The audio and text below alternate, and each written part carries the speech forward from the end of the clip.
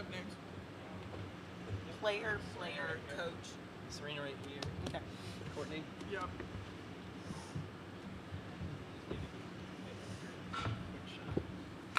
Okay.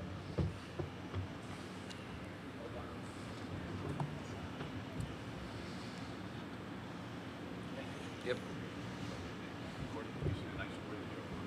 I did. Thank you. Lee. No, anything, Martin? No. Welcome to our NCAA semifinal press conference with Pittsburgh. We're joined by head coach Dan Fisher and student athletes Courtney Bazzario and Serena Gray. As a courtesy to your fellow media members as well as the coaches and student athletes, please silence your cell phones. Recording press conference video on cell phones is prohibited. Coach, if you would please begin with an opening statement, and then we'll take questions for the student athletes who will then depart for their next activity, and then we'll end with questions for Coach. Just want to start out by thanking everyone in the NC2A and all their hard work for putting this event on, all the special things they've done for the athletes in the city of Omaha, for being a good host so far. For us, it's a dream to be here, and we're excited to play and represent the ACC. We'll take questions for Courtney and Serena now. Please raise your hand if you have a question, and we will bring a microphone to you. Please identify yourself and affiliation, and also please identify by name who your question is for. Lee? Lee Feinswag from volleyballmag.com. It's for Courtney and Serena. So Courtney, you go first, and Serena, don't say what she said. What are your thoughts about playing the match tomorrow? Thinking back to the first two times that you guys have played them and how this one's completely different in a different setting. Yeah, I think the biggest thing is for thank you. Better. Who's going to start strong? I think we started really strong the first time we played them, and they obviously started strong the second time we played them. It's obviously a team we're very comfortable with and have seen a lot of film on, so just what team can block out the noise of this whole weekend and this whole the convention and everything, that we can play our game and consistently for 3 sets. Could you repeat the question, please? What do you think about playing them? I'm really excited to play Louisville. We've seen them twice this year, and I think the third time is going to be a tiebreaker, so it's like the real winner. So I'm just excited to come to that result tomorrow. Yes. Lincoln Ernie, Omaha, World-Herald. Serena, what do you take from last year's trip to the Final Four that can carry over this year to maybe help you with the experience and just kind of get used to the bright lights on the big stage? Mm-hmm. Last year at the Final Four, I definitely tried to stay focused on the task at hand, which is playing in the semifinals and then the finals. We obviously didn't make it to the next round last year. But I think that's something I'm taking this year also, to tune out what I need to tune out, to make sure I have enough time to scout, have enough time to sleep, have enough time to do my assignments, everything like that. This is for Serena. Serena, my name is Greg Eklund, and this is for WESA, which is the NPR station in Pittsburgh. I listen to WESA. Oh, wonderful. Yes, I do. Can you talk about, and I know your focus is on the match, but just in your 2 years at Pitt, being at the Final Four in each of those 2 years, what comes to your mind when you think about that?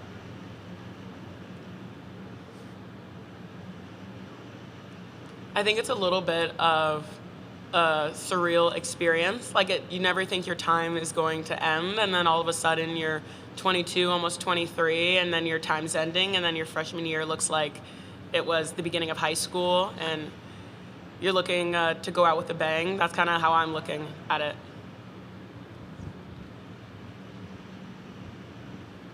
Yeah, Courtney, I wanted to just ask you about the match you guys played in the Elite Eight and how that, to be able to win the way you did, how that propels you into this Final Four.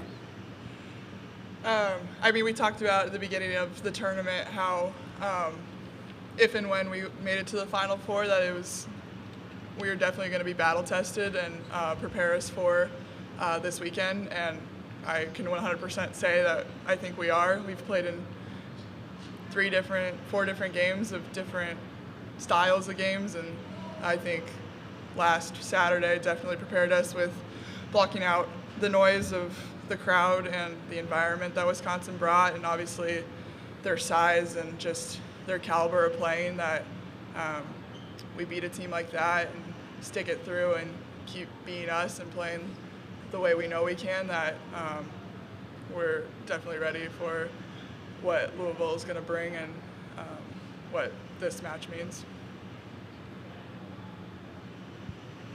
Lee from volleyballmag.com again.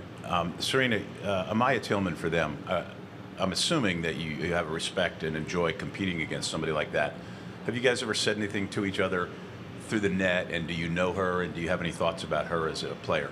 I talk through the net to a lot of people, but we haven't had any exchanges, but I really respect how hard she works in transition and how she max jumps on every ball, and just her vigor and her excitement and the way she celebrates. Yeah, I don't know her at all, but big fan.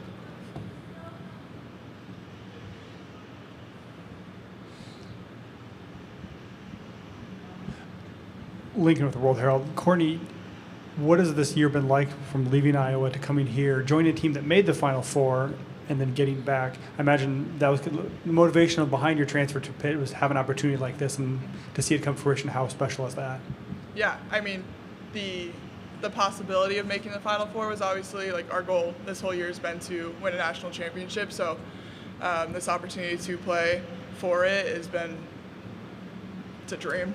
I don't think it's anything I would have expected myself to do coming into college, and so the ability that and the opportunity that I have and we have as a team this weekend is really special, and it's not something I ever imagined myself being in, but I'm really grateful to be here. Did you take a little bit extra satisfaction that it had to come against Wisconsin, a team that's tormented you for the last 4 years? I mean, it's definitely a little sweeter for sure. A couple more questions for the student athletes. This is for either of you, and you both could address it if you wish. It might be because their coach is an ex-Nebraska assistant, and it might be a pro-Husker crowd tomorrow night. Given the circumstances that you have beaten Wisconsin in a hostile environment, how much would that help you under these circumstances? I think we're so ready to handle that environment. We do certain things in practice to prepare us to have crowds rooting against us, and things to make sure that our energy overwhelms the court instead of the outside noise. So I think if that's going to be the case tomorrow, which it will be because it's a sold-out environment, I think we're ready for it. To counter that, either of you, sorry to start with you, why should the fans be rooting for you? What motivation should they have to cheer you on and kind of be on your side? I want to answer this one. We're very much so an underdog and smaller team. We're not expected to win, and I think everyone loves rooting for the underdog who just stays in it, who doesn't jump as high, who doesn't hit as hard, who doesn't get as many aces, but over time can wear down their opponents, and I think there's a certain kind of respect for that kind of team. Yeah, I mean, I don't think we're the flashiest team and on and off the court, so we'll keep working hard and grind it down to win. So, Serena, does that mean you're rooting for San Diego against Texas for those reasons? Oh, I love Gabby Blossom. I am 1,000% rooting for San Diego. All right, thank you. Courtney and Serena, you're free to go. Thank you. We'll take questions for Coach Fisher. I got two. Dan, the same question about Amaya Tillman. Your thoughts about her and what she brings. She's like, she kind of flies under the radar in some ways for them, but she's really solid and keeps getting better and better, and obviously a big part of what you have to think about. Yeah, the first thing that comes to mind, she's a good blocker, no question, but just this has kind of been their system, is just to run these really fast slides, mid slides, and she's able to implement their system really well. She puts a lot of pressure on our left side blockers. And then if I could ask you too, before everybody gets to games questions, in your particular coaching staff, you and your assistants, what specifically is the division of labor? Yep. Meaning, like, who does what, and how do you lead into maybe the whole season, and then specifically for match prep? Well, everyone on my staff is allowed to coach everyone. I'll say that. I think my voice is probably the loudest in the gym. But Coach Kellen is our offensive coordinator, and Coach Lindsay is our defensive coordinator. Kamalani, my director of ops, is kind of the statistician, and then our volunteer Michael Fisher, who was a player at St. Francis a year ago. He's pretty heavy in serve and pass. So that's. What was it? I asked everybody. Yeah. Lincoln Arnold, Omaha World-Herald. Dan, is it more of a blessing or a curse to play a team that you're so familiar with at this stage in the tournament? I just don't have a strong opinion on it because they have the same situation we do. So you got to beat good teams to keep advancing, and we've done that, and you can't control the draw. So I just once you see it, that you just don't spend much time thinking about it after that. Greg Eklund for WSA in Pittsburgh. Can you summarize or describe the characteristics that your team displays for it to handle hostile circumstances? Well, I think every environment's unique, and but the thing is just how quickly you reset, because there's going to be moments you don't handle it well, and you don't like the way things are going, and it helps to be on a team where you've done it in the past. You've come from behind. It helps to be on a team where you trust in each other, and I think our last couple of matches, you've seen those kind of scenarios play out, and it's been a tough group. What's it been like, this being your second time in the Final Four? Anything different, or is it what to expect? What is it like being back in the Final Four? Well, it's pretty nice to be here, and it means a lot with this group, especially because the team we had last year, we added in Serena and Lekator, but it was largely the same core that we had been working with the last couple years, and so this year we just doing it with the four seniors that we lost last year means a ton. I do think we worked really hard. I made 1 million calls last year to other coaches that had been through it before to get advice, but I do think there's a couple things that we can do better this year in our prep. Dan, even though you've obviously been playing, practicing, prepping, have you dealt with the portal?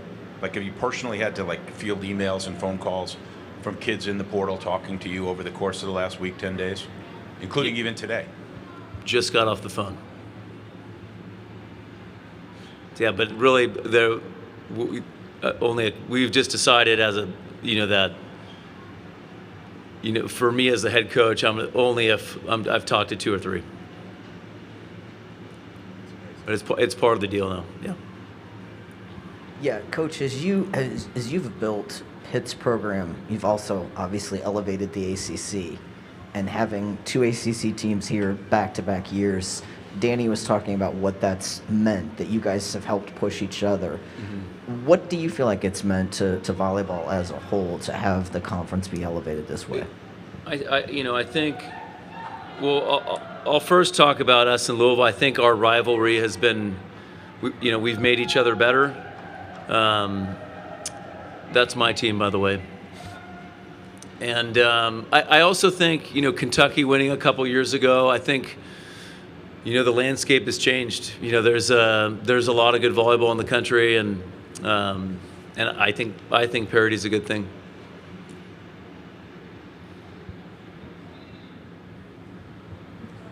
You talked about how the transfer portal is part of the deal. I mean, you look at your team with Courtney, and every team here, I think, has important transfers that play a vital role in it. Is that an evolution of the sport, or or is that just here to stay? And how has transfers kind of impacted the college volleyball landscape? Well, it's definitely here to stay. I do think it'll slow down a little bit with each year as we kind of graduate through the COVID fifth years. I just think it's, there's a lot of athletes that find themselves, hey, I already have a bachelor's. Do I get a job? Do I go pro? And it looks like a pretty good option to get a master's degree and have a new experience. And so I think that's part of it. But I definitely think it's here to stay. Any more questions for Coach Fisher? All right. Thank you, everybody. Thank you. As a reminder, locker rooms are closed to all media members today. Please work with the SIDs on additional requests. A recording of this press conference will be available in the NCAA Digital Media Hub at ncaa.veritone.com. Transcript